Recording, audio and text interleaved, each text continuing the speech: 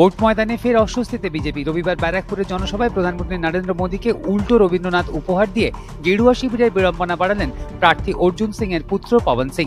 সেই ভিডিও নিজের social media হ্যান্ডেলে পোস্ট করেছেন ব্যারাকপুরের তৃণমূল প্রার্থী পার্থ ভৌমিক।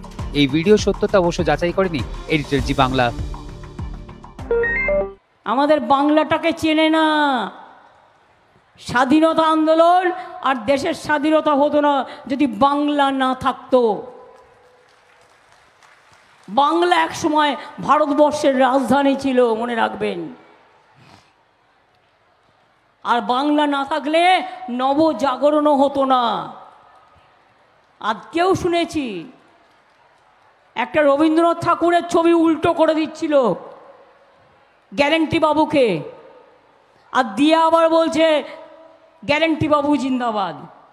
তারপরে একজন এসে আবার মানে যে প্রার্থী তার ছেলে দিয়েছে উল্টো করে, প্রার্থী আবার নিজে এসে দেখতে পেয়ে সেটাকে সোজা করলো।